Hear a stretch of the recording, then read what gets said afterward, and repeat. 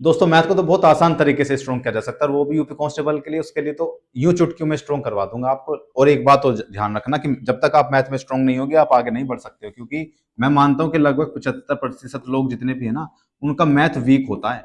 और math week का मतलब समझ रहे हो, उनका मैथ वीक होता है। अगर आप उनसे आगे निकल जाओगे ना तो आप, क्योंकि मैथ एक ऐसी चीज है आपको ऊपर भी ले जा सकता है नीचे भी ले जा सकता है, क्योंकि मैथ बहुत टाइम कंज्यूमिंग होता है। और आपका मैथ बहुत स्ट्रांग है ना, तो आप एग्जाम में बैठ करके बहुत जल्दी से उसको क्वेश्चन को सोल्व कर सकते हो, बाकी जो बचा टाइम दूसरे क्वेश्चन पे लगा सकते हो। तो मैथ बहुत ज्यादा जरूरी है आप सब लोगों के लिए।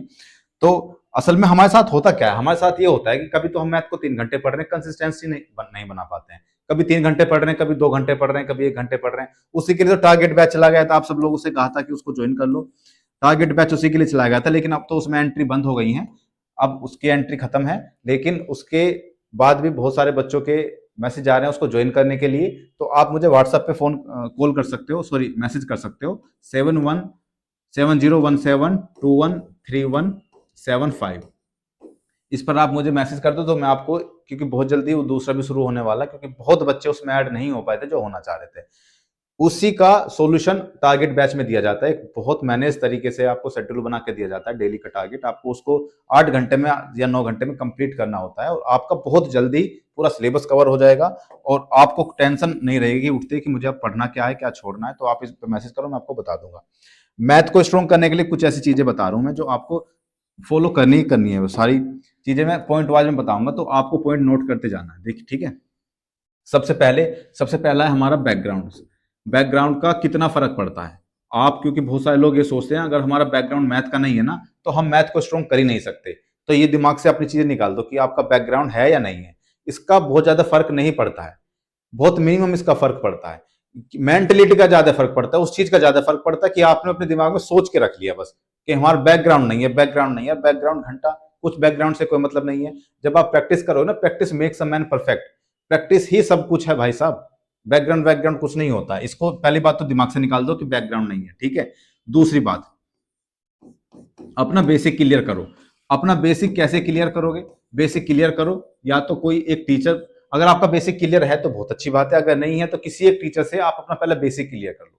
ठीक है, आप एक भी टॉपिक पढ़ो, उसका फॉर्मूलाज और उसके जो मतलब क्वेश्चन करने के जो तरीके हैं वो सारे लिख लो, वो सारे आपको पता होने चाहिए। बेसिक क्लियर कर लो, ठीक है, क्योंकि बिना बेसिक क्लियर करे तो आप मैथ्स में आगे बढ़ ही नहीं सकते। बेसिक वो चीज है जैसे आपके घर की नींव है, जब तक नींव मजबूत नहीं होगी आपकी जो मकान बना है सब बेकार है, कोई फायदा नहीं उस चीज का, सब ढह जाएगा। ठीक है। तीसरी बात कि वन बुक, एक किताब रखो। आपको ज्यादा किताब नहीं रखनी। बच्चे क्या काम करते हैं, कंफ्यूज हो जाते हैं, किसके चक्कर में पड़ जाते हैं, किसी से पीडीएफ ले ली, किसी के नोट्स ले लिए, किसी से कुछ ले लिया, वहां से पढ़ना शुरू कर देते हैं, वहां से प्रैक्टिस करना शुरू कर देते हैं, कोई फायदा नहीं है। असल में मैथ स्ट्रॉन्ग, मैथ की प्रैक्टिस आपको कैसे करनी चाहिए ये भी चीज मैं बता दूं। केवल एक बुक रखो, जैसे आपने आपने टीचर से कोई भी एक टॉपिक पढ़ा तो उस टॉपिक को पढ़ करके उस एक बुक से उसके क्वेश्चन सोल्व करने। ना तो आपको किसी पीडीएफ की जरूरत है, ना आपको किसी ऑनलाइन प्लेटफॉर्म की जरूरत है, ना आपको किसी ऑनलाइन टेस्ट सीरीज की जरूरत है, कुछ नहीं। बस एक बुक रखो, उसकी बार बार ऐसी मार्केट में कई सारी बुक आती हैं जिसमें पीवाईक्यू सभी के होते हैं, जैसे एसएससी के, यूपी एसआई के, यूपी कांस्टेबल के, यूपी के अन्य एग्जाम्स के सारे पीवाईक्यू आपको वहां मिल जाएंगे। और उससे अच्छी बुक मैं कुछ नहीं मानता हूं जिसमें सारे पीवाईक्यू, क्योंकि पीवाईक्यू में सारे टाइप के क्वेश्चन आ जाते हैं, उन क्वेश्चन को कीजिए और बहुत बेहतर तरीके से आप अपनी प्रैक्टिस कीजिए। ठीक है,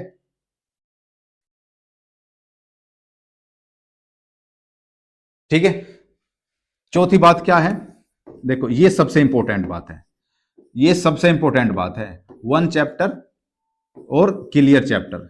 मतलब अगर आपने कोई एक चैप्टर पढ़ा तो उस चैप्टर के बाद में उसकी प्रैक्टिस इस तरीके से करिए कि आपको आने, मतलब फिर उसको दोबारा पढ़ना ना पड़े, वहीं से आपकी सारी चीजें क्लियर हो जाएं।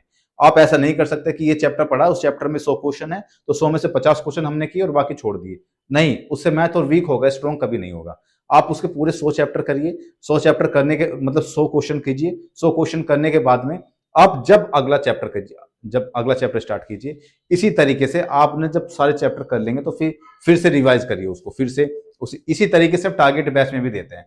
टारगेट बैच में एक एक चैप्टर कराया जाता है, फिर उसके बाद में फिर से शुरू से रिवाइज कराया जाता है। अब अपनी किताब को 10 12, जब तक एग्जाम नहीं हो जाता, 8 9 10 12, जब तक उसको रिवाइज कर सकते हो रिवाइज करो। केवल एक ही बुक रखना, और वो बुक मैं यहाँ नहीं बता पाऊंगा, आप मुझे उस नंबर पर व्हाट्सअप कर देना, मैं आपको बता दूंगा कि मार्केट में ऐसी कौन कौन सी बुक है।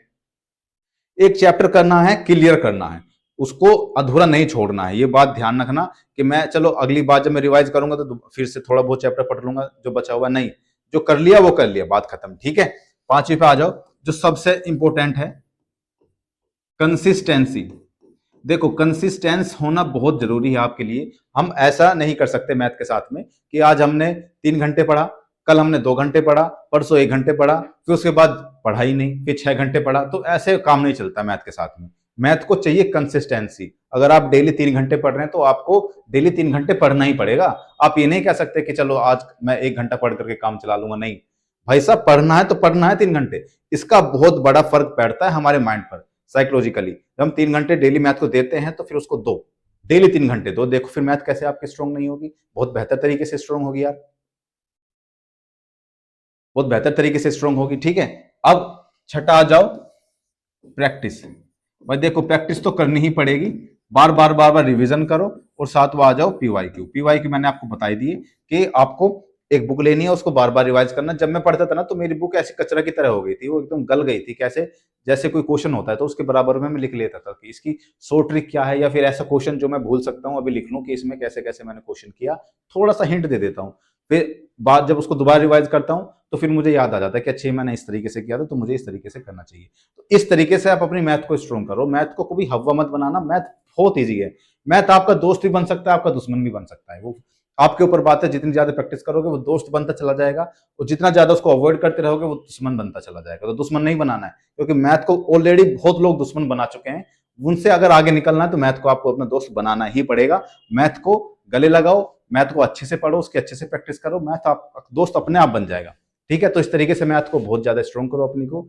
मैथ को स्ट्रॉन्ग कर लिया तो बहुत बच्चों से आगे निकल जाओगे ऑटोमेटिकली। और अगर टारगेट बैच ज्वाइन करना है तो मुझे व्हाट्सअप कर देना, मैं वहां पे आपको पूरी डिटेल दे दूंगा। तो इस तरीके से मैथ अच्छे करो। मिलते हैं अगली वीडियो में, तब तक के लिए जय हिंद।